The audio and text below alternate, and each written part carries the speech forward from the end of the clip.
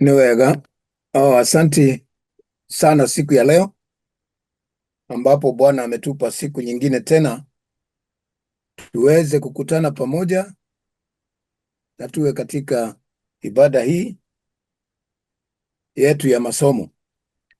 Ni wakati mzuri ndugu zangu ambao mnanisikiza sasa, ya kwamba Mungu anapenda sana wakati tunajifunza neno lake na anafurahia sana wakati tunapomtafuta kwa bidii. Wakati huu tunaendelea na somo letu katika kitabu ya Kumbukumbu ya Torati, ambapo wiki jana tulisoma sura ya 21 na tukaona mtu yote kama angeweza kuuawa basi akaweza kuwa juu ya mti, basi ilikuwa ni lazima tukauondoe mzoga wake kutoka mtini ili asilale pale usiku kucha na aweze kusikwa siku hiyo hiyo, ili asiwe najisi katika nchi ya Israeli ama katika nchi ya wateule wa Bwana. Kwa hivyo siku ya leo tunaangalia sheria katika sura ya 22, ambapo sheria ambazo tuwasoma leo ni sheria za mali ya wandugu, yaani laws of brothers properties.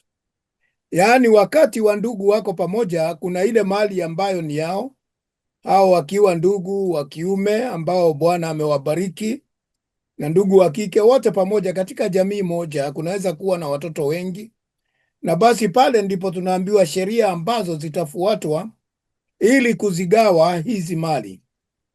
Basi neno la Mungu linasema ya kwamba umuonapo ng'ombe wa nduguyo au kondoo wake akipotea, usijifiche kama usiyemwona, sharti utamrudisha kwa nduguyo. Kwa hivyo neno la Mungu linatuambia, na wandugu hawa ni wale ambao ni katika makabila yote ya Israeli, na wale walio karibu mmoja na mwingine, kwa sababu hasa tuseme kama familia ya Dan ama ya Juda, katika jamii hiyo moja ndio inaitwa wandugu.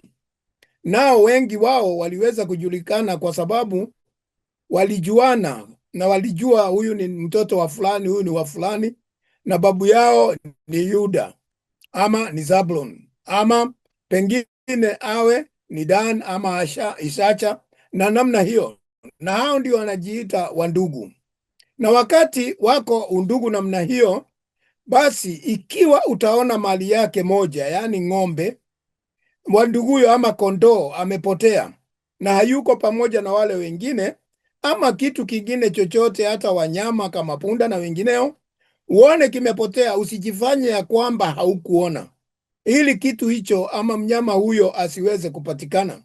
Lakini unaambiwa ni lazima, ndio maana anatumia jina sharti, ni lazima umrudishe kwa nduguyo. Ni lazima huyo mnyama, ng'ombe au kondoo, uweze kumchukua na kumpeleka mpaka kwa ndugu yako na uweze kumrudisha pale. Hii ilisaidia sana ili watu wasiuane kwa sababu ya mali, watu wasikosane kwa sababu ya mali. Unaambiwa na wewe si uliona na haukuweza kusema, ama mali yao ikaibiwa ikasababisha kuwa na vita, nani aliyechukua? Na unajua vile kuna hasara katika ng'ombe aliyepotea ama kondoo aliyepotea. Unakumbuka hata katika wakati mmoja Yesu akifunza alisema anaweza wacha kati ya kondoo 100, ikiwa mmoja atapotea ataacha wengine 99 aende akatafute huyo mmoja aliyepotea. Kwa hivyo wapenzi, hii inatueleza hata tukiingia katika ulimwengu wa kiroho, mkiona mtu ambaye amepotea katika dhambi na amekaa vibaya moja wetu, basi ni vizuri kumwarifu na kumwambia arudi katika utukufu wa Mungu, ili asije akapotea na ikasababisha kifo chake. Kwa hivyo wapenzi, ilikuwa ni lazima ukiona mali ya nduguyo imepotea, basi uirudishe nyumbani, na kwamba yule nduguyo hayupo karibu nawe, au ukiwa humjui, umchukue kwenu nyumbani kwako, uwe naye hata aje nduguyo kumtafuta, nawe umrudishie. Kwa hivyo inawezekana hiyo ng'ombe ama mbuzi ama kondoo ama mnyama mwingine, wewe haujui nduguyo aliyepoteza na haujui utaipeleka kwa nani, lakini neno la Mungu linatuambia iweke kwako nyumbani, katika zizi lako, uiweke nyumbani mwako, umlishe pamoja na wengine, yani ukae naye, mpaka wakati nduguyo aliyepoteza atakuja akiwa anatafuta, na basi akija aipate iko kwako, wewe utampa. Kwa hivyo usikatalie kitu cha nduguyo, ijapokuwa kuna watu wengine ambao ni watu batili sana, ambao wakipata kitu cha mwenzio na hawajajua ni ya nani, wanaiweka. Na isitoshe, kuna wengine hata wakipata kitu kama ng'ombe ama kondoo ya mwingine, usiku huo huo wanamchinja, wanakula na wanauza nyama na mambo kama yale. Tumeweza kusikia shuhuda za namna hiyo, watu wakisema ng'ombe wao waliliwa, na serikali ikitafuta inakuta pengine ngozi imepatikana mahali iliuzwa, kwa sababu makabila mengine ya Afrika haili ngozi. Lakini kwa wale walao ngozi pamoja na nyama, itakuwa ni shida kumpata yule. Lakini unaona, katika mbele ya Mungu wewe unapatikana mwenye ambaye una hatia, sababu umemla ng'ombe ama mali ya nduguyo ambaye haikuwa kanuni yako uweze kula. Kwa hivyo jihadhari, jiwekee nyumbani kwako ikiwa imepotea, na nduguyo akija kutafuta aipate. Kwa hivyo kitu kisicho chako wacha kimrudie mwenyewe. Na hiyo inaweza kuwa hata wakati mwingine, inawezekana hata wakati maduka ama mahali unanunua kitu, basi ukinunua ukarudishiwa pesa maradufu ama isiyo yako, wengine husema wameangukia bahati, lakini hasa ni mali ya nduguyo ambayo unachukua, amehesabu makosa na wewe unaenda naye. Hapo unamuingiza katika dhara la ukosefu wa kazi yake, na kwa hivyo ni vibaya kutenda hivyo. Ni vizuri kumrudishia kilicho chake, nawe ubaki na kilicho chako. Kwa hivyo wapenzi, Mungu alikatalia mtu yeyote kuweza kupata mali yoyote kwa njia haramu, kwa njia isiyofaa, ama kwa kitu kilichopotea akajiwekea yeye binafsi kama ni kitu chake. Tena fanya vivyo hivyo kwa punda wake, tena fanya vivyo hivyo kwa mavazi yake, tena fanya vivyo hivyo kwa kila kitu kilichopotea cha nduguyo. Kilichompotea ukakiona, wewe usijifiche kama usiyekiona. Unaelewa hivyo? Ndiyo maana hiyo nimeelezea hali ya kununua vitu dukani. Hali umeona nguo yake pengine imepeperushwa na upepo mahali alikuwa ameanika, na umeweza kuipata, usikatae naye, mrudishie. Bali vile vile umeona punda wake, umeona vile vile kitu chochote cha nduguyo kilichopotea, ukikipata mrudishie. Usiweze kukaa na kitu ambacho kabisa roho yako inajua sio chako na ni cha ndugu yako, na wengine uficha. Wengine wakipata kitu kama hicho huwa wanaficha na kusema hawajui na hawajawahi kukiona. Hiyo ni wizi, na Bwana huwa hafurahii. Na mtu kama huyo akipatikana, basi unajua kanuni ya siku za Mungu siku hiyo ilikuwa ni yapigwe na mawe mpaka afe, kwa sababu huyo ni mwizi, ni mtu anayeleta uovu kati yenu. Umuonapo punda wa nduguyo au ng'ombe wake ameanguka kando ya njia, usijifiche kama usiyemwona, sharti umsaidie kumuinua tena. Basi ukikuta pengine ng'ombe mgonjwa, punda mgonjwa, unajua punda ni kitu, ni mnyama ambaye anatumia kwa mambo ya biashara, kumbebea mizigo na mambo kama yale. Na ng'ombe unajua ni muhimu, inampa maziwa, inampa nyama, inaweza kumulimia shamba vile vile. Unaambiwa tafadhali, ukiona imeanguka kando ya njia, ni mgonjwa, tafadhali isimamishe na uone ya kwamba umemuinua, kwa sababu ndugu yako hayuko karibu, na ndugu yako ni mtu yoyote aliyekaribia katika ukoo wenu. Kwa hivyo wapenzi, umuinue, usimwache useme ana wengi, wacha huyo afe tu. Hapana, msaidie, na ukimsaidia Mungu mwenye baraka atakubarikisha hata wewe. Hii sheria ya kuheshimu mali ya mwenzio uisaidie watu wasije kuuawa kwa dharau ya kutowaambia mwenziwe juu ya mali hiyo. Uliona, achilia, basi kunaingia vita. Kwa hivyo maana ya kuheshimiana kwa sababu ya kuangaliliana mali mmoja na mwingine ni ili kusitokee zogo, kusije kukaingia hali ya vita. Wewe uliona na haukuweza kusaidia, basi munaingia katika ugomvi, na inaweza hata kusababisha watu wakapigana na kuuana. Kwa hivyo ndiyo maana ilikuwa lazima kukawekwa sheria ati ukiona punda wa mwenzio kondoo wa mwenzio, umuone ng'ombe ya mwenzio, uone nguo ya mwenzio, vazi ama kitu chochote kilicho chake ambacho ni cha nduguyo, uone ya kwamba umemrudishia. Si kama siku ya leo watu wanaona mali ya wengine ndio wanajifaidi zaidi, wanasema ni yao, na uwezi hata kupatana nao, wananyang'anya wengine mashamba. Hiyo ni pamoja na maploti, hizo ni properties, ambapo utakuta wengine wananyang'anya wengine ploti zao, wanabadilisha title, wanaandika 2 ama 3, wanapelekana kotini. Na hasa katika akili ya huyu mwizi, huyu mrofa, huyu mwizi ambaye anaiba, anajua kabisa si yake, anajua amedanganya na nini. Akisha danganya, anaendelea tena na watu ambao pengine wanafanya katika wizara ya ardhi, wanasaidiana kubadilisha title deed na mambo mengine, wakijua hasa ni ya uongo. Kwa hivyo ndiyo maana tunapewa hii kitu kisicho chako, hata mpaka usisogeze, wachana nacho, kwa sababu ni cha yule. Kitu mali yake, ng'ombe yake, nguo yake, vitu vinavyomhusu ambavyo si vyako, tafadhali muachie mwenzio. Na hiyo ndiyo hali tunaishi naye nzuri katika Ukristiano, tukiwa watu ambao tunampenda Mungu. Ogopa vitu visivyo vyako, usikubali kabisa.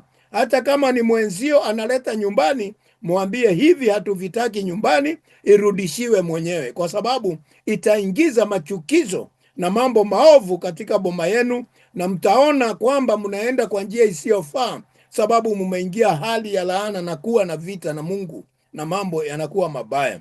Kwa hivyo hiyo ndio sheria ilikuwa juu ya mali za nduguzo, jinsi ambavyo mtafanya mkiwa mmoja na mwingine, na ujirani mwema. Na sheria zingine ambazo tunaangazia siku ya leo ni sheria ya kutengana, yani the law of separation. Wakati watu wamependana, wamekaa pamoja, wandugu ama mtu na mke, na wamekaa miaka mingi, basi inafika wakati wa kutengana. Kulikuwa na sheria ambazo ilikuwa sharti ifuatwe. Mwanamke asivae, yani na utengano, yani na vile vile kuwe na utofauti katika hali ya kuvaa, hali ya miondoko. Kila kitu Mungu alipangilia na mpango wake. Mtu mwanaume ana tabia zake, tabaka zake na mambo anayotakiwa kufanya, na mtu mke vile vile ana sheria zake na jinsi ya kuvaa. Mambo haya ndiyo yani kutenganisha, kutofautisha. Kwa jina lingine, hii ni ya mume, hii ni ya mke, ama hii wameachana na namna ile. Wakati kuna tengano namna hiyo, basi kuna sheria ambazo Bwana aliweka. Na mambo haya ambayo, wapenzi na wafunzi, ambayo tunasoma katika maandiko ni yale ambayo kawaida huwa yafunzwi, kwa sababu makanisa mengi au dini nyingi zimeanza kufunza kulingana na ile tunaita doctrine. Yaani wanafunza kulingana na vile wanataka kuziteka akili za watu, wafuasi wao watafuata njia hii. Hiyo tunaita doctrine, mwelekeo. Yaani hata wakisomewa neno la Mungu, wanaelekezwa vile akili zao zitawekwa katika utumwa wa kufuata mawaidha ambayo dini hiyo inataka wafuate, lakini hawaelezwi kanuni, unatakiwa ufanye nini. Hiyo wananyamazia, lakini wachache waliojua wamenyamaza. Kwa hivyo wapenzi, nawaambia hii kwa sababu uone mapenzi ya Mungu kwa sababu ya maisha yetu. Kila mmoja alipangilia vizuri, tuishi vizuri, tuishi kwa amani mmoja na mwingine. Lakini wakati unaingia unafuata doctrine, kwa mfano doctrine za Wakatoliki ni tofauti na zile ambazo ni za Waprotestant, na vile vile ni tofauti na Wapentekoste. Hizo zinatengenezwa kulingana na vile utashika watu wengi uwaweke chini ya mamlaka yako. Lakini hasa Yesu alisema wakati utalijua neno litakuweka huru. Hapo ndipo utakuwa na uhuru na kuelewa mapenzi ya Mungu ni nini, lakini sio njia ambayo watu wanataka uelekee, ukae katika utumwa, katika hali ya kutojua Mungu na hali ya kutotumia akili yako kwa maarifa ambayo Bwana amekupa, sababu umefinyiliwa na kupewa hiyo tunaita doctrine. Na ndio unaona katika masomo unakuta watu wanaenda hizo mnaita colleges, mahali wanaenda kufunzwa kwa muda. Wanafunzwa nini? Wanafunzwa kitu tunaita theology. Na hii theology maana yake, theo ni Mungu na ology ni kusoma. Kwa hivyo ni vile mwanadamu anafikiri Mungu yupo, ndio tunaita theology. Vile mwanadamu anafikiri Mungu yupo ama yuko namna hii, anasoma akifikiria dhana zake. Lakini hasa nakwambia siku ya leo Mungu yuko hivi ambavyo tunafunza sasa, laini kwa laini, bila kuweka hiyo doctrine ambazo huwa zinaweka watu wengi wakae bila kujua ukweli wa neno, na wakielekezwa ni kama ng'ombe waliopotea, wakiingizwa zizi wanaingia tu sababu hawajui na hawajaelezwa. Basi ukiweza kujua neno, utakaa jinsi Yesu alivyosema, utakuwa huru kabisa. Kwa hivyo mwanamke asivae mavazi yampasayo mwanaume, wakati ambapo kuna nguo za wanaume na kuna nguo za wanawake. Na neno la Mungu linasema mwanamke asivae nguo ambaye impasayo mwanaume, wala mwanaume asivae mavazi ya mwanamke, kwa maana kila afanyaye mambo hayo ni machukizo kwa Bwana Mungu wako. Kwa hivyo wakati unaona wanaume wanavalia nguo za wanawake, na wengine unaona watu wakiwa michezoni huko, unaita nini, comedians, unakuta wamevaa marinda, wameweka pilo huko nyuma, wanaimbaimba, wana nini, namna ya kuchangisha pesa. Hiyo ni vibaya kwa watu waliomwamini Mungu. Kwa hivyo hiyo ni makosa. Nguo za mwanamke wavae wanawake, nguo za wanaume wavae wanaume. Lakini tangu mamboleo ije katika ulimwengu huu, watu wameacha njia za Mungu na sheria za Mungu, na wanafanya vile hao wanavyotaka. Na ukiwauliza wanasema sasa what a man can do even a woman can do better, na mambo kama yale. Mambo haya yameleta shida sana hata katika imani. Na neno la Mungu unaona ni wazi hapo, mstari huo wa 5 inasema ya kwamba kila mtu akae na mavazi ya mpasayo, mbali kusiwe na huo mchanganyiko, sababu Mungu alijua. Kwa sababu nini? Hii inaonyesha, kwa Kiingereza mnaita distinction of sexes. Yaani unaona yule ni mwanamke, yule ni mwanaume. Kwa hivyo katika hali ya uke au uume utajua huyu ni mwanaume na huyu ni mwanamke. Hii ilisaidia sana ili watu wajue, hata mwanamke asibebe silaha za kiume ambazo na vitu zingine zinamhusu mwanaume, na vitu yani transvestism, yani kubadilisha. Unakuta siku hizi, angalia kama hapa nchi tunamoishi, unakuta mwanamke amenyolewa kama mwanaume, anavaa kama mwanaume, na anatembea na anasema ana mke, yani mwanamke mwingine anakaa kama mke wake, anajifanya mwanaume hata kutembea kwake. Hii ndiyo mambo Mungu anakataa. Anasema mambo hiyo isiwe. Kama ni mwanamke ni mwanamke, kama ni mwanaume ni mwanaume, na mkikaa namna hiyo Mungu anapendezwa nasi. Kwa hivyo ukiona vile vile kiota cha ndege kikitukia kuwa mbele ya njiani, mbele yako njiani, katika mti wowote au chini, chenye maakida au mayai, naye koo ameatamia juu ya maakida au juu ya mayai, usimtoe yule koo pamoja na maakida. Hii ni kusema nini? Inasema ya kwamba ukiona ndege akiwa na maakida yake, na unaona ya kwamba imeanguka pale njiani, pengine imetoka juu ya mti ikaanguka pale chini, na pana maakida, yani watoto wa ndege na ndege mwenyewe, unaambiwa ya kwamba usichukue huyo ndege pamoja na watoto wake, ili pengine uende ukamule ama ukamtumia. Hapana, inakataliwa. Unamchukua nani? Kama unachukua maakida, unamwachilia ndege, anaenda zake. Hii ilisaidia katika kanuni za kuwa na chakula katika Israeli, kwa sababu unaelewa hapa, ukiingia katika ile somo tunaitaga ecology, yani kusoma vile vitu vinavyotegemeana, vinavyokuwa vile vinavyotegemeana. Mahindi inategemea hii cross pollinations, yani vile zinazaana. Ndio unaona ndege huwa iko na nafasi nzuri, inabeba kutoka mahali hapa kupeleka mahali pengine, na hiyo ilisaidia katika mimea wakati inamea, cross pollinations na mengineyo. Unaona ya kwamba wakati unaua ndege na unaua na maakida yake, basi kutakuwa na ukosefu wa chakula katika nchi, kwa sababu ikiwa ni ndege wengi wameuawa na namna hiyo, kulikuwa kuja ukosefu wa vyakula. Na unaona nchi hizi zilikuwa ni nchi ambazo ni za joto kiasi, si nchi za baridi sana.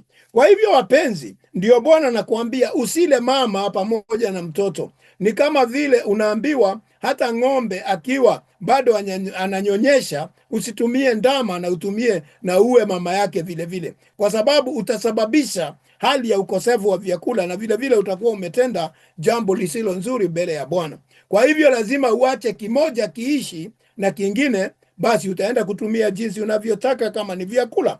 Kwa hivyo unaambiwa urudishe hiyo moja iendelee na ingine uende naye. Kwa hivyo usije ukayatumia yote, usimtoe yule koo, yani ule ndege pamoja na makinda yake. Yani usimalize wakati wote. Ni hata kusema hata wakati umevuna mbegu za shamba yako, wakati umevuna mahindi ama maharage ama zingine, usimalize zote, acha mbegu. Lazima uache mbegu, kwa sababu usipoacha mbegu utatoa wapi wewe mwakani? Na unajua nyakati zile hakukuwa pengine na maduka, watu walikuwa wanabadilishana kile wanacho. Kwa hivyo wakati kama huo ndio uliambiwa usimalize yote, ubakishe nyingine, kwa sababu utahitaji vyakula baadaye. Sharti umwache yule koo aende zake, lakini maakida waweze kuyatoa uwe nayo, ili upate kufanikiwa siku zako kuwa nyingi. Kwa hivyo ukitenda hivyo, ukiacha maakida ya dumu na ule koo yule ndege aende, basi Mungu anasema siku zako zitaongezeka, kwa sababu yote utakayohitaji riziki, na vile vile Mungu vile anavyokupenda utaweza kuendelea vizuri na siku zako zitakuwa nyingi katika nchi. Na ndio maana siku hizi wapenzi, unaona watu wamejiweka katika hali ya kumaliza ula hata mbegu. Wakishika wanakula kile kitu. Wengine wanakula flamingo, unakuta zinauzwa hotelini, wengine wanakula mpaka zile ostrich, mbuni, nini, kila kitu. Mwanadamu siku hizi anakula kila kitu. Unakuta wengine hata mbwa, hata nyoka hawawachi, wanakula kila kitu. Sijui ni kwa sababu watu wamezaana sana, sasa wameona njaa kila upande la. Lakini nasema nini? Nasema ikiwa Mungu yuko pamoja nasi na neno lake ni kweli na watu wamwamini Mungu, basi itakuwa vizuri, na Mungu anasema tutaongezewa siku. Na ndio unaona sasa mambo kama hii imeingia watu wengine wakorofi tu, ambao wameona wengine pengine wenye sura nyeusi kama sisi ni lazima tuondolewe katika ulimwengu ili tuondoke, hao wabaki na nchi. Kwa hivyo unaona ya kwamba wana mpangilio ya kuwapiga watu masindano, chanjo za kila aina, ili watu wafe, kuwaletea chakula kilicho na sumu na madawa zingine, kuwaletea magonjwa kama vile HIV na zingine, Ebola na mengineo, ili kuwamaliza watu, kuwaua. Hiyo ni laana kwa Bwana, na umeona Bwana vile anasema usimalize. Hiyo ni kazi ya Mungu. Na wakati kuna uadui wowote ama wanyama ambao Mungu anataka amalize, Mungu alituambia katika kitabu cha Exodus, akatuambia na wanyama hawa wataisha polepole, uwale polepole, nami Mungu nitawaondoa polepole. Hauwezi kuwamaliza mara moja, kutaingia shida na hakuna watu wa Mungu watakaomalizwa. Utakapojenga nyumba, basi Bwana, utakapojenga nyumba mpya, fanya ukuta kando kando ya dari lake, usije ukaleta damu juu ya nyumba yako, mtu akianguka huko. Hiyo ni kukuambia wakati umejenga nyumba yako. Wakati ule katika Israeli nyumba zinajengwa kwa mchanga, ambao zikijengwa kwa mchanga na hiyo samenti kama iko, basi utaona ya kwamba kule juu ni flat, na ikiwa flat namna hiyo huko roof, unaambiwa kando kando yake ujenge ukuta, uweke nini, dari pale, ukuta kidogo mzuri kuzunguka hapo, ndio mtu akiwa huko juu, kwa sababu wengi hulala huko juu kwa sababu ya joto katika nyumba, na hulala juu kule hata usiku. Hata katika sehemu zingine za jangwa namna hiyo watu hulala nje, hata sehemu za pwani kule katika pwani ya Afrika, pwani ya Marekani, hata hapa New Jersey na kwingineko kule pwani, kwa sababu ya joto unakuta watu nyumba zao juu, wana mahali pa kulala. Basi ndio unaambiwa uweke kuta pale kiasi, ili mtu asije akagaragara ama akaanguka kutoka juu, aanguke afe, kwa sababu itakuwa umeleta damu ya laana katika nyumba yako, na itakuwa umeingia katika hali isiyofaa na mtu amekufa katika nyumba yako. Na vile vile hata katika ujenzi wetu, hata kule manyumbani kwetu, nyumba tunazojenga, kawaida sisi huweka ua, tunaweka hiyo fence ya kuzunguka nyumba, ili hata mtu akiingia akapatikana na shida ndani ya hiyo nyumba, ameingia mahali ambapo ni marufuku, sio kwake. Na yule aliye ndani hata asije akauawa na yule aliye nje, unaweka kuta kwa sababu ya ulinzi. Hiyo ni Mungu alisema, kitu chako jaribu kuzuia pasije pakaingia madhara ya vifo. Usipande shamba lako la mizabibu aina mbili za mbegu, yasije yakaondolewa matunda yote mbegu uliyopanda na maongeo ya mizabibu yako. Hii ni kitu ile mnaita kwa Kiingereza cross pollination. Bwana amesema usipande mbegu mbili katika shamba moja. Hiyo ni kusema nini? Usipande kwa sababu zitakulana. Hii mbegu wakati wa maua zitabadilishana, na ile mbegu hasa ulitaka mahindi haitakuwa vile ulitaka. Unaona, kama kwa mfano unaweza panda mahindi na ingine ya yellow imepandwa pale karibu, unaona zinazalishana, na vile vile vitu kama maharage na vinginevyo. Bwana anasema usipande aina mbili ya mbegu katika shamba moja. Na kwa Waafrika wengi hawaelewi hili jambo, wengi walikuwa wanapanda pamoja, lakini ningesema ni kwa sababu naye mashamba yao yalikuwa madogo, mahali wanalima ni mahali padogo tu. Lakini wale wanalima kwingi, utakuta wanapanda kama ni ngano peke yake, kama ni mahindi peke yake, na vile vile katika hizi nchi za Europa na Marekani utakuta hawa wanafuata hizi kanuni kabisa. Hauwezi kuta wamepanda mimea mbili pamoja katika shamba moja. Huwa kawaida wanapanda mmea moja kwa wakati wake. Kwa hivyo hiyo ni amri ya Mungu. Wanajua watu wa mataifa wanaelewa neno la Mungu zaidi ya sisi, na ndiyo mavuno kwa watu ambao wanachanganya huwa ni chache. Haupati mavuno mengi. Kwa nini? Kwa sababu umechanganyika, zimejaribu kuzalishana, zingine zimekuwa matasa, hazizai, kwa sababu mbegu zinazozana, maua yake yanazozana wakati hii pollination inaendelea kufanya, na ndio unapata upungufu katika hali ya mavuno. Kwa hivyo wapenzi, Mungu alisema mambo hayo tusifanye, tuache mbegu imee peke yake kwa wakati wake, na ndiyo mavuno yatakuwa mengi. Usilime kwa ng'ombe na punda wakikokota jembe moja. Yaani katika nira, wakati ng'ombe walikuwa kilima, siku hizi mwatumia matinga na mengineo na jembe la ng'ombe moja, lakini siku zile ilikuwa ni ng'ombe dume wawili wanavuta ile jembe, wamewekwa nira katika shingo zao. Unaambiwa ya kwamba usifunge ng'ombe na punda pamoja. Kwa sababu gani? Hawataenda na ile mwendo wao wa wastani.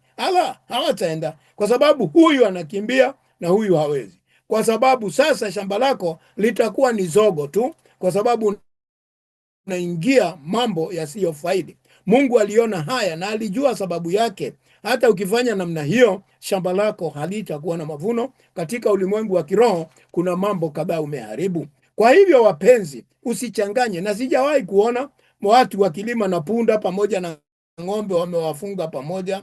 Watakulana, watavutana, watapigana. Kwa hivyo itakuwa hakuna kazi unafanya, na unakuwa mtu ambaye hana hekima. Hiyo ni kusema ya kwamba hauwezi weka mwizi na mtu mzuri kufanya kazi moja. Itakuwa ni shida tupu, kwa sababu mwizi ataiba tu na yule mwingine atasema, na pengine akija kusema huyu atamuua. Kwa hivyo ndio unaelezwa mambo yawe sabamba, mambo yawe sawa sawa. Usijaribu kuchanganya mambo na waliomo na wasiokuwamo.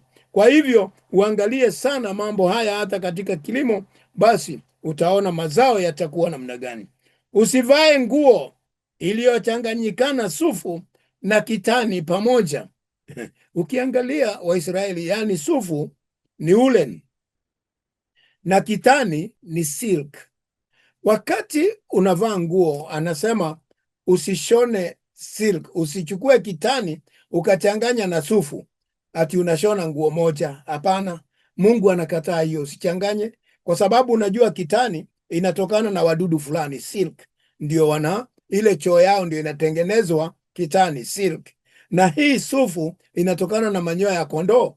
Kwa hivyo wapenzi, unaambiwa usichanganye hizi mbili, ni vitu viwili tofauti, na Mungu anajua sababu, kwa sababu ukiangalia jinsi hii inapatikana na hii inapatikana alafu uchanganye pamoja. Angalia katika ulimwengu wa kiroho, kuna mambo umechanganya ambayo hata wewe yatakuchanganya. Kwa hivyo mambo haya mengi Mungu anaeleza yako katika ulimwengu wa kiroho. Ili uweze kufaulu katika ulimwengu huo wa muumbaji wetu, fuata kanuni zake, na ukifuata utafaulu. Angalia mashamba, kupanda mbegu moja, watu wana mavuno zaidi. Angalia waliochanganya, mavuno ni kidogo. Kwa hivyo kuna sababu maalum katika ulimwengu wa kiroho, na unapochanganya nguo tena namna hiyo, sufu pamoja na kitani, ambaye hii inatoka kutokana na wadudu fulani na hii inatokana na kondoo, basi ukichanganya katika ulimwengu wa kiroho, kuna mambo yanatendeka ambayo yanakuletea shida katika roho wako. Kunakuwa na mapigano, kwa sababu hiyo nguo ukivaa inaguzana na mwili wako na roho wako, jasho yako nini, unakuta mambo mengi yanaleta shida. Na ninaona ya kwamba ukiingia sana katika mambo ya kiroho, utaona mambo mengine, hata magonjwa mengine husababishwa kwa sababu yetu tu. Angalia Waisraeli wale unawaona siku hizi, Wayahudi hata siku hizi, nenda mahali kama niyo hapa tulipo, nenda uangalie vizuri, hawa watu huvaa nguo ya rangi moja. Kama ni wanaume, koti nyeusi, kofia nyeusi, unaona, na shati nyeupe, hawachanganyi. Unanielewa? Angalia hata wake zao huwa na nguo ya laini moja. Angalia Amish wanavaaga nguo ya rangi moja, hata wanawake kitambaa, nguo la rangi moja. Wanajua hii siri. Angalia watu kama Mormon wanavaa hivyo hivyo, wanavaa nguo laini moja. Vijana shati nyeupe, tai nyekundu, wote namna hiyo. Waangalia mambo vile inaenda. Lakini sisi ambao ni Wakristo, mchanganyiko maalum. Hata ukienda kuona nyumba mtu amejenga, ameweka makuti hapo, ameweka mabati mbili, ameweka kuni mbili, ameweka nini, hiyo nyumba hata ukiangalia rufu yake, dari yake, unaona ina, hata kuna mahali kwetu huko Afrika, mahali mji katika city ya Nakuru panaitwa mchanganyiko maalum, kwa sababu hata nyumba ile ilijengwa hapo mara ya kwanza, haungejua nini iliweka ile rufu. Ilikuwa imewekwa upande ingine, hata ukuta ni simiti, ingine ni matope. Sasa paliitwa uchanganyiko maalum hiyo stage hata leo. Kwa hivyo wapenzi, wakati mnachanganya changanya kuna shida. Na unaona hata Wakorino, wale wanaitwa Wakorino, rangi moja, kwa sababu wanajua hii siri. Kitambaa nyeupe na nini nyeupe, ndio wanaenda naye katika ibada. Angalia, chunguza hii mambo uone, si hawa wanapenda, ni maandiko ya Mungu inavyosema vile. Kwa hivyo wapenzi, tuangalie na tujue mahali ambapo tunakosea ili tuweze kurekebisha. Usijifanyizie vishada katika ujifanyizie vishada katika pembe nne za mavazi yako ya kujifunika. Wakati ile unaita shawl, ile unajifunika naye, shuka kama ile ambayo tunaomba naye, ile tunaita talit. Hiyo wakati una hiyo ya kujifunika, hiyo shuka, unaambiwa ujifanyizie vishada katika kila kona nne. Na hii ni mfano wa Injili, the four gospels. Uwe na vishada jinsi wengine watapata na waweze kuwa na ufahamu. Sitaki kuingia kwa undani sana, lakini umeelewa naguza nini.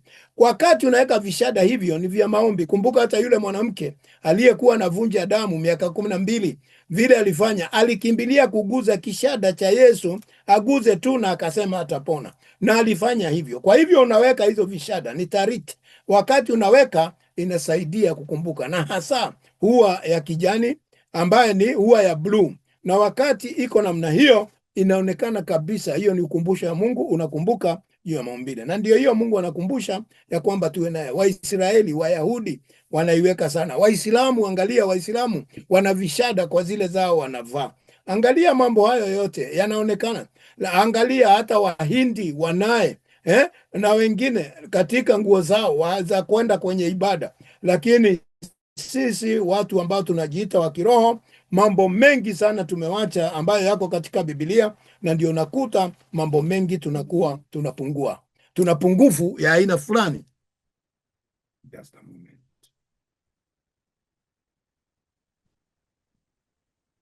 Kwa hivyo Wakristo wapenzi, utaona ya kwamba mambo haya ambayo Bwana anatufunza tuyazingatie sana, tuyaangalie ili tufanye mapenzi ya Mungu. Na alafu tunaingia katika sheria ya ndoa, sheria ya maharusi. Sheria hii ya maharusi, the law of marriage, naye vile vile ilikuwa na jambo ambalo tunatakiwa kujua. Mtu akitoa mke, yani mtu akioa akamuingilia na kumchukia, kisha akamshtaki mambo ya aibu, kumzushia jina mbaya. Akasema, nimemtoa mwanamke huyu, nami nilipomkaribia sikuona kwake alama ya ubikira. Hapa unaelezwa ya kwamba wakati umeoa, wakati umemtoa mwanamke na ukaishi naye ukamwingilia, yaani hiyo ni hali ya ngono, mkalala naye, na wakati umelala naye, baada ya muda unarudi tena unamkataa huyu mwanamke, unamfukuza, unasema ya kwamba ati yeye haukuona dalili yote ya ubikira, yaani usiku ule. Katika tabia nyingi za watu wengi na makabila mengi, hata na dini nyingi, huwa wakati mtu anaoa, wanafungiwa katika nyumba moja na inatandikwa shuka nyeupe kule, basi wanalala kule ili waonekane kama yule mama atakuwa bikira, yule mke atakuwa bikira. Asubuhi hiyo shuka ndio itaangaliwa kama ina damu. Kwa hivyo huyu mwanaume, na hiyo shuka huchukuliwa mara moja na baba mkwe, baba ya huyu msichana ndio huchukua hiyo shuka kama ushahidi ya kwamba msichana wake alikuwa bikira, na anaiweka. Ikiwa kutakuja kesi, hiyo shuka ndio atapeleka mbele ya mahakama. Kwa hivyo wapenzi, ikiwa huyu mtu ni mtu ambaye si mtu mzuri, amelala naye na baadaye akasema huyu mke si mzuri, ameona ni mbaya na hamtaki, basi akamrudisha kwa wakweze, na anaambiwa ya kwamba sababu yake nini? Akasema ya kwamba alimuona bila kuwa na ubikira, yaani alikuwa si bikira, alikuwa ametumika. Kwa hivyo alikuwa amekuwa kahaba kwa jina lingine. Kwa hivyo wapenzi, wakati kutatokea jambo kama hilo, ndipo babaye yule kijana na mamaye watakapotoa alama ya yule kijana kwa ubikira, wawatolee wazee wa mji langoni. Kwa hivyo wataenda katika lango la mji, at the gate, waende hawa baba na mama wa huyu msichana ambaye amekataliwa, na ndipo wataenda waite wazee wa kijiji ambao ni viongozi wao. Basi watatoa ile nguo ambaye ililaliwa siku hiyo hiyo shuka, na watatoa mbele ya wazee kuonyesha mtoto wao alikuwa ni afadhali, alikuwa ni bikira. Na baba yake yule kijana awaambie wazee, mwanamume huyu nilimpa binti yangu awe mkewe, naye akamchukia, amemchukia. Kwa hivyo anapeleka mashtaka, anamwambia, mimi mtoto wangu amerudishwa nyumbani, na huyu mume nilimpa huyu msichana wangu awe mkewe, sasa amemrudisha. Angalieni, amemwekea mambo ya aibu, asema, sikuona kwa binti yako alama ya ubikira, nazo hizi ndizo alama za binti yangu za ubikira, na wayakunjue yale mavazi mbele ya wazee wa mji. Sasa ile shuka waliolalia, basi ndio mzee baba mkwe atakuja naye na weke mbele ya wazee, waifunue hiyo, waikunjue vile imekunjwa, na basi wazee wa kijiji wataona ile alama ya damu. Basi wazee wa mji ule wamtoa yule mume na kumrudi. Basi wale wazee watatoa hukumu yao, watamchukua yule mume aliyemwingilia huyu msichana, na mara moja watampa adhabu, na wamtoze shekeri 100 za fedha, wampe babaye yule kijana, kwa kuwa wamemzulia jina mbaya mwanamwali wa Israeli, naye awe mkewe, hata ruhusa ya kumwacha siku zote. Kwa hivyo wakati atafanyiwa hayo, yaani atashikwa, atoe fine ya fedha shekeri 100, na akitoa atampa baba mkwe kwa kumharibia jina binti yake, na yeye vile vile ati hakuchunga mtoto wake vizuri, na basi atalazimishwa huyo mke amuoe awe mkewe siku zote, atakaa kwake, atakuwa mkewe. Kwa hivyo hiyo ndio adhabu atapatiwa, kwa sababu huyo mwanamke hawezi achwa arudi na vijana wengine, atapigwa na mawe ya uawe. Yeye ndio atakaa naye, na yeye ndiye aliyemwingilia.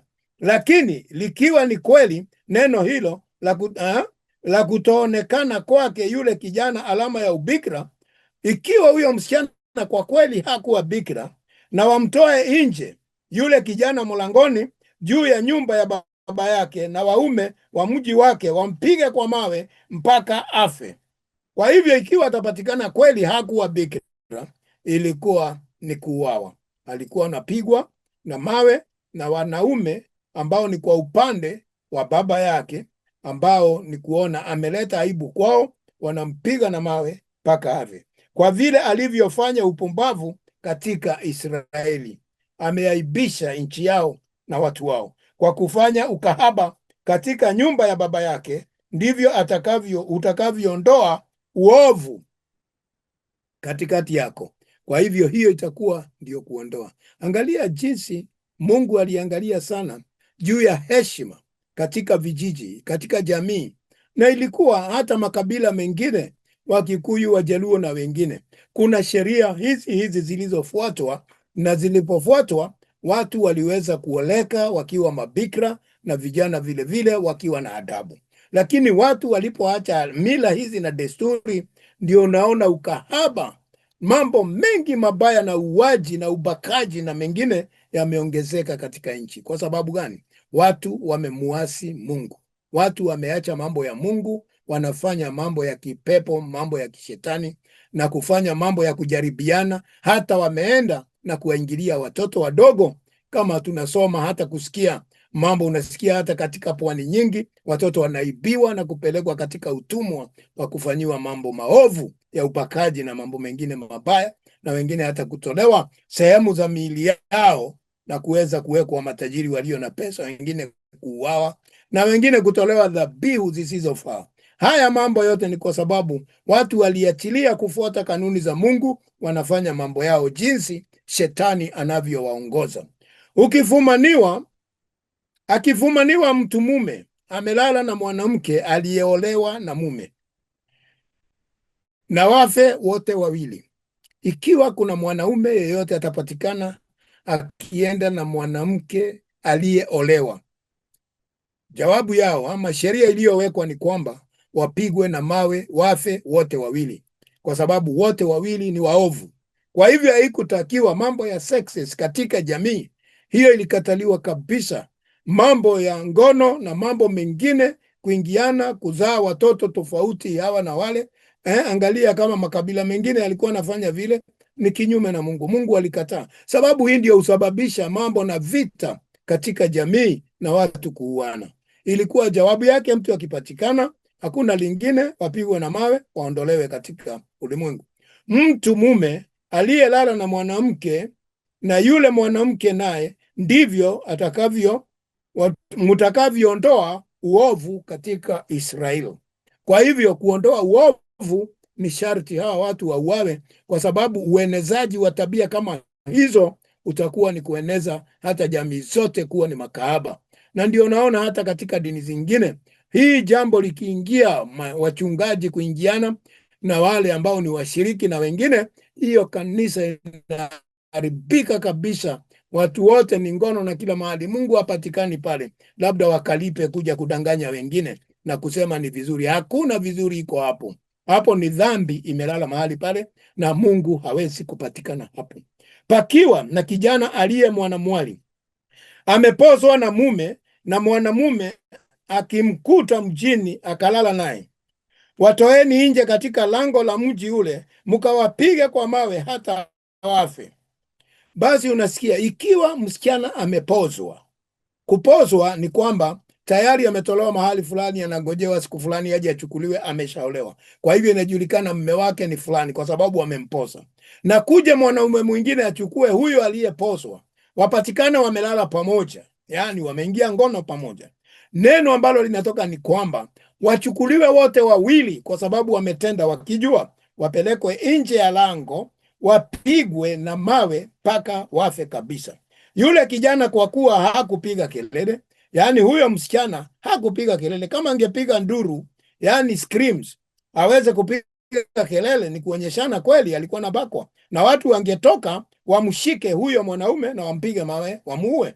Lakini yeye alinyamaza, naye yu ndani ya mji na yule mume, na walikuwa pamoja na yule mume, na hakupiga kelele. Kwa hivyo hiyo ni kuonyeshana hata yeye alitaka hiyo maneno, na kwa kuwa wamemtweza mke wa mwenzake, ndivyo utakavyoondoa uovu katika nchi yako ama katika mahali kwako. Kwa hivyo wameleta shida katika nchi, wametwezana, wamemtweza huyo mama kuwa namna hiyo katika hiyo jamii. Basi huyu kuuawa na uawe, apigwe na mawe, wote wawili waondoke. Lakini yule mtu mume kama akimkuta kondeni kijana aliyeposwa, naye mume akamtenza nguvu, akalala naye, yule mtu mume aliyelala naye na afe pekee. Basi hapa tunaambiwa kama mwanaume ameenda kule shambani kondeni, akakuta huyu msichana aliyeposwa akiwa peke yake, akamshika, yani akalala naye kwa kumlazimisha kwa nguvu, yani akamtenza, akalala naye kwa nguvu, basi huyo msichana, si unajua atalia na atafikisha habari nyumbani. Basi yule mwanaume auawe peke yake, kwa sababu msichana hangeweza kujitetea. Hata kama angepiga kelele, hakuna mtu wa kumsikia, kwa sababu ni kule shambani, kule kondeni ndani.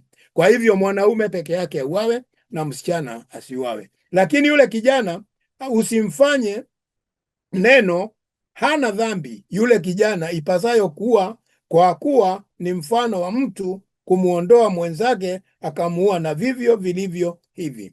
Kwa hivyo huyo kijana ataachiliwa, huyo msichana, kwa sababu yeye hakuna jambo ambalo angeweza kutenda. Lakini yule mwanaume mwovu mwenye tabia mbaya atauawa, kwani alimkuta kondeni yule kijana aliyeposwa akalia, pasitokee mtu wa kumwokoa.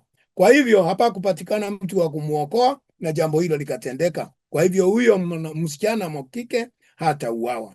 Mtu mume akimwona kijana aliye mwanamwali ambaye hajaposwa, akamshika na kulala naye, wakaonekana, yule mtu mume aliyelala naye na ampe baba yake yule kijana shekeri 50 za fedha, kisha na awe mkewe, kwa kuwa amemtweza, hana ruksa ya kumwacha siku zake zote. Kwa hivyo kijana akiona msichana ambaye ni bikira, mwanamwali. Mwanamwali ni msichana ambaye hajaolewa wala hajalala, hajaingiwa, basi anaambiwa akilala na huyo msichana, huyu mwanaume alale naye, basi itamlazimu atoe mahari, ambapo ameambiwa atatoa shekeri 50 za fedha, apee baba yake ama mkwewe, ampee hizo baba yake yule mwanamwali, naye atamtoa awe mkewe. Huyo mwanamwali atakuwa mke wa huyu mtu maisha yake yote, asimwache kabisa siku zake zote. Mtu mume asimtoe mke wa baba yake, wala asifunue ncha ya mavazi ya baba yake. Kwa hivyo sasa sheria, angalia, mtu mume kijana asijaribu kuchukua mke wa baba yake, asimkaribie. Hata kama baba ana wake wangapi, asimkaribie mke wa babake, kwa sababu hiyo ni kujaribu kufunua uchi wa baba yake. Na ndivyo Ruben alivyofanya wakati alimuingilia Zilha ambaye alikuwa ni mtumishi, ni kama mke wa Yakobo, na hapo alilaaniwa, na ikawa Yuda ndio atakuwa akihesabiwa kama mtoto wa kwanza badala ya Ruben, kwa sababu alala kitanda cha babake. Wala usiguze hata ncha ya mavazi ya baba yako kuinua. Usijaribu kabisa kuguza nguo ya baba, ambaye kumguza ni kuangalia uchi wake. Tukiingilia ndani kabisa, unaweza kuangalia jambo hili na kueleza nini. Nguo ya baba, walikuwa wanavalia ile kanzu, ile shuka ile, na wakati amevaa hiyo, naye kijana aje kuangalia, kuna mambo mengi ataguza, kwa sababu pengine ile nguo imeficha siri nyingi za mambo ya uzazi na mengineyo. Kwa hivyo wapenzi, tumeambiwa kijana yoyote asijaribu kuguza nguo ya babake. Siku hizi utakuta vijana anachukua hata longi ya babake amevaa, unakuta ndio unaona laana zimeingia kila mahali. Mambo imeingia mbaya. Kwa sababu gani? Watu wamekataa kufuata kanuni za Mungu, wanafanya mambo yao. Kwa hivyo wapenzi, kwa leo tutakoma mahali hapo. Naomba Mungu awabariki sana. Tumeona sheria za mali za nduguyo, tumeona sheria za ndoa, tumeona sheria za kuachana, yani kutengana, na mambo haya yote Mungu anataka, na tumejifunza sheria nyingi tangu tulipoanza. Mambo haya ukiandamia sana na kuangalia, maisha yatakuwa ni mazuri kwetu, lakini wakati wote tutakuwa tunaleta pingamano na Mungu. Vile Mungu anasema tunafanya tofauti, ndio maisha yamekuwa magumu na shida zimetuingilia kutoka kila upande, na tukijaribu hata kuenenda unakuta mambo hayakai. Kwa hivyo wapenzi, mbarikiwe sana. Mungu azidi kuwapenda na kuwainua na kuwajaza katika utukufu wake, mkiweza kuliendelea na kulijua neno la Mungu. Mambo haya yatathibitika yote katika Agano Jipya, wakati Yesu anasema yeye hakuja kuondoa yaliyonenwa na manabii, lakini alikuja kuyaweka nguvu. Watu wote wanaoishi namna hii, utaona nyumba zao huwa zina furaha na maisha yao ni mazuri na mambo yao yanaendelea vilivyo, sababu Mungu yuko pamoja nao kuwaongoza kila wakati. Mungu awabariki sana, azidi kuwatendea mema, azidi kuwainua, na maadamu mnapomtafuta hole muweze kumpata na aweze kuwa Mungu wenu na baraka zake ziwazidi. Tukutane juma lingine kuendelea na somo la 23.